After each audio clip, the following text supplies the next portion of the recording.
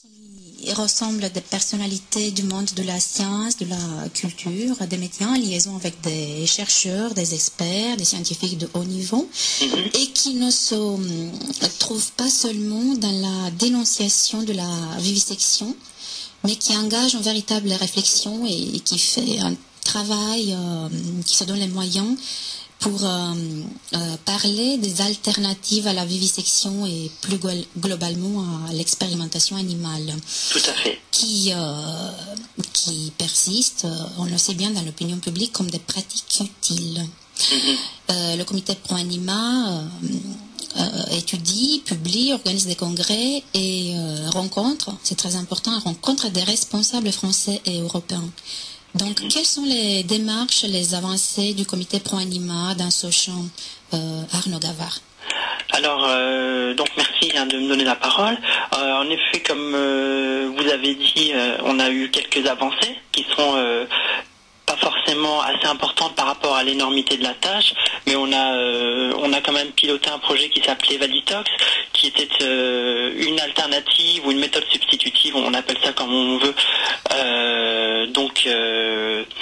qui était une technologie assez sophistiquée, qui peut donc se substituer à l'expérimentation animale, notamment sur les rongeurs, et qui avait une fiabilité beaucoup plus importante, puisqu'on sait que ces alternatives sont hélas toujours comparées aux tests sur les animaux, et là Valitox avait une fiabilité plus importante et des résultats plus fiables.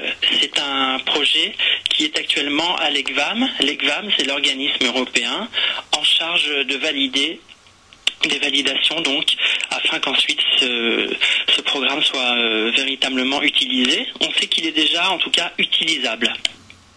D'accord. Donc, vous apportez des preuves rigoureuses qu'aucune espèce ne peut être prise comme modèle biologique fiable pour une autre, parce qu'en fait, c'est ça le problème. Ça, c'est le postulat de base de l'association qui a été créée il y a plus de 20 ans. Et ensuite, comme vous avez dit, il fallait pas juste dénoncer. On a essayé de proposer d'autres choses. Donc Valitox, c'était une démarche un peu plus ouverte sur la communauté scientifique, parce qu'il y a des scientifiques quand même, il faut pas oublier, c'est pas la majorité, qui ne croient pas au modèle animal, qui a éventuellement un problème éthique aussi avec ces tests sur les animaux, et il y a plein de choses qui se font, qui existent et qui peuvent se substituer aux tests sur les animaux. Je peux vous donner des exemples si vous le voulez. Bien sûr. On parle en ce moment, on a une nouvelle qui est tombée, on parle de biosimulation. C'est une nouvelle vraiment intéressante pour nous, puisque ça a été mis au point par un laboratoire français. C'est une technologie informatique qui reproduit le système nerveux humain. Donc pour les maladies neurodégénératives comme Parkinson ou Alzheimer. Donc il y a plein de techniques, plein de voies de recherche qui s'ouvrent. Des cellules humaines cultivées en tissu pour un résultat proche de plus fiable, en tout cas pour l'espèce humaine. On arrive à modéliser certaines maladies. Et ça, c'est vraiment important, ça c'est vraiment intéressant, et ces scientifiques-là, nous, on veut les soutenir de manière vraiment poussée. C'est pour ça qu'on lance un projet qui s'appelle Ethic Science. D'accord. J'imagine que tous ces détails, on peut les trouver sur votre site. Sur le site, on peut trouver tous ces détails. Alors, on a vraiment une partie qui est un petit peu plus militante, où on écrit au pouvoir public, on essaye de les rencontrer pour les bouger, parce que ça ne bouge pas assez vite. Et une partie un petit peu plus recherche, puisqu'on veut soutenir cette recherche alternative. On veut mobiliser la communauté des personnes qui aiment les animaux, qui aiment la nature, et ces personnes qui veulent quand même soutenir la recherche.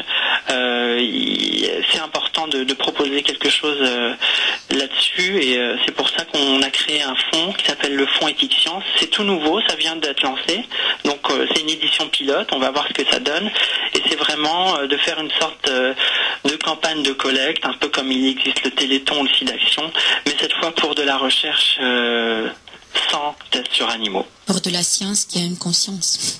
Exactement, tout à fait. D'accord. Donc on encourage tout le monde d'aller sur votre site proanima.fr, et je te remercie beaucoup Arnaud pour tous ces détails. Merci beaucoup. Au revoir. Au revoir.